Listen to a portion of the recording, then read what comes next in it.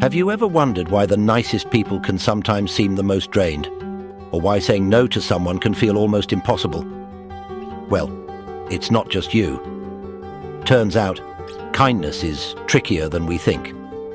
It can make you feel amazing, but it can also leave you feeling used, burnt out, and even a little misunderstood.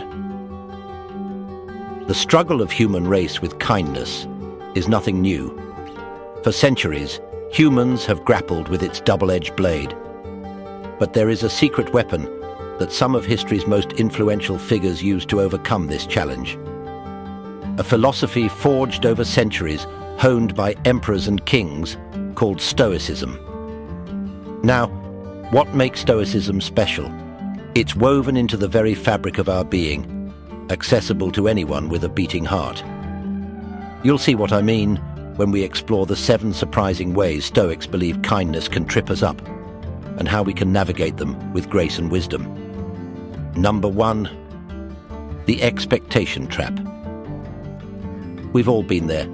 We pour our hearts into helping others, hoping for a little appreciation, maybe even some reciprocation.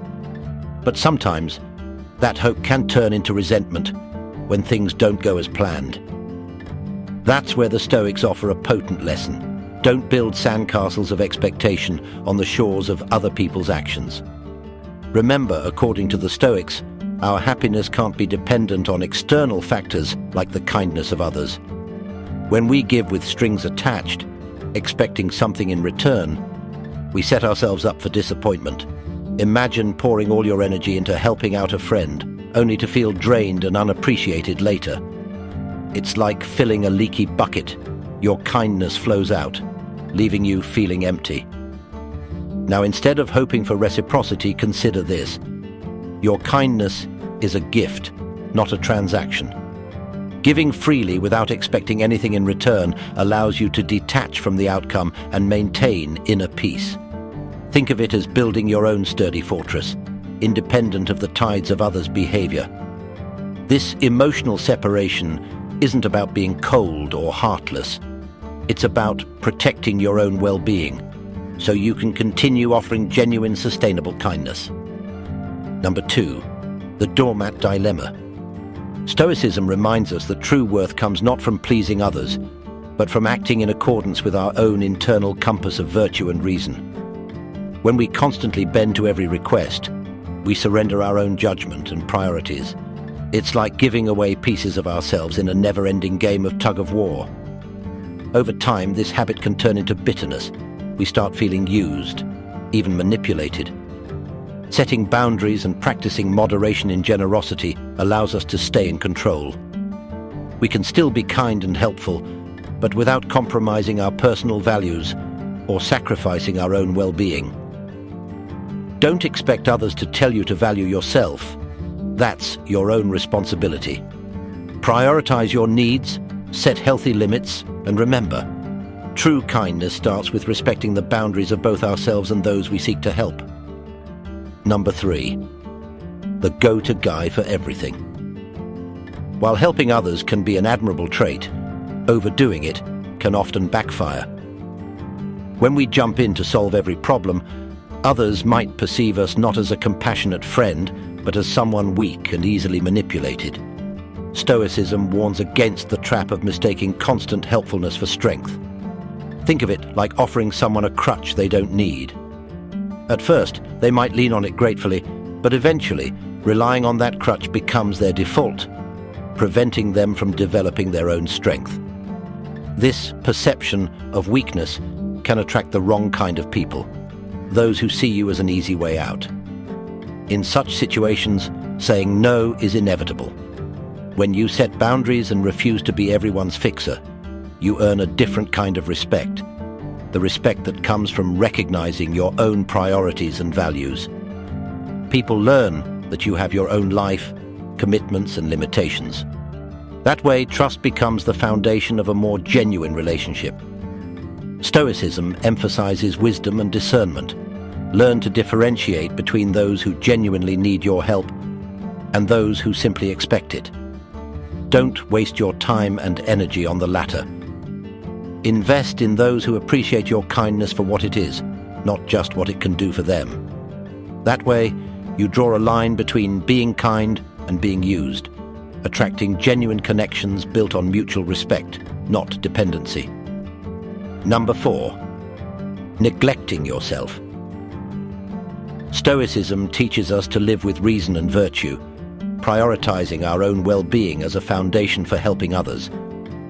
When we pour ourselves into others' priorities without tending to our own garden, exhaustion and resentment take root.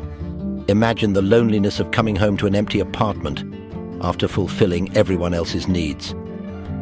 This isolation, whether physical or emotional, can lead to a spiraling decline in mood and self-worth.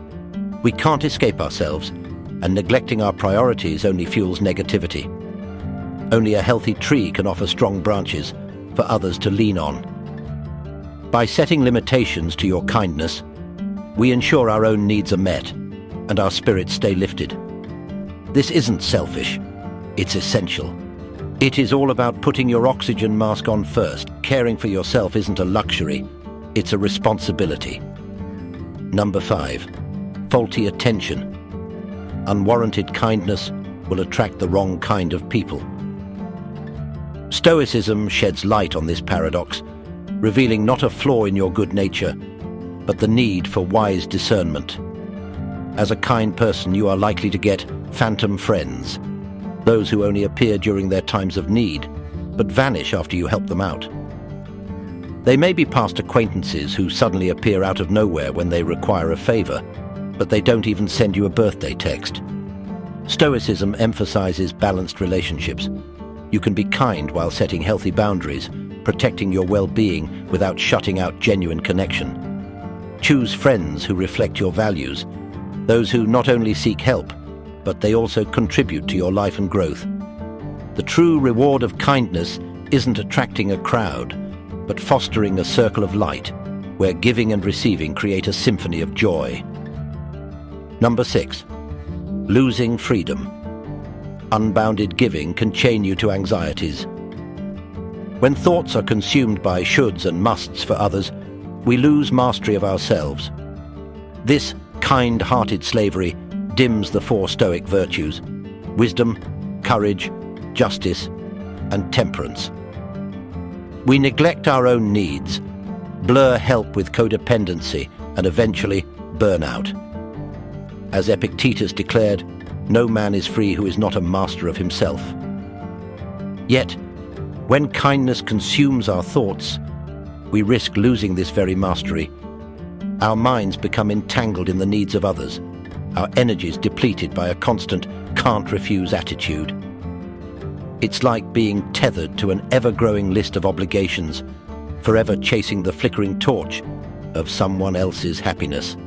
Stop being tethered to the anxieties of others, to the endless demands of kind-hearted slavery. Practice discernment and remember, helping others begins with helping yourself.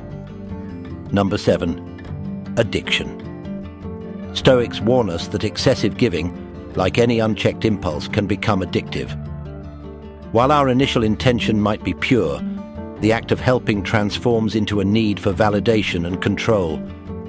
Just like overwatering a plant, this smothering kindness can lead to stunted growth, both for ourselves and those we help.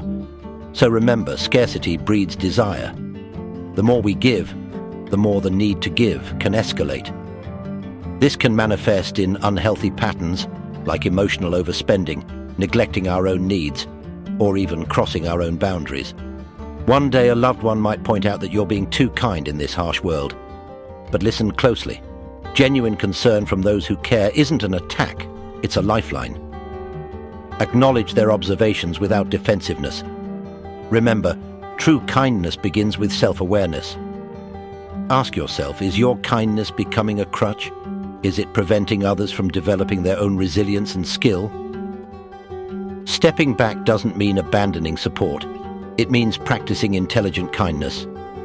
Listen to your limits, prioritize your well-being, and let your loved ones learn to stand on their own 2 feet. One of the greatest emperors of the Roman Empire, Marcus Aurelius, says that the more we value things outside our control, the less control we have. It is never too late to start fixing your life. Remember, it is your life. Don't let others dictate it.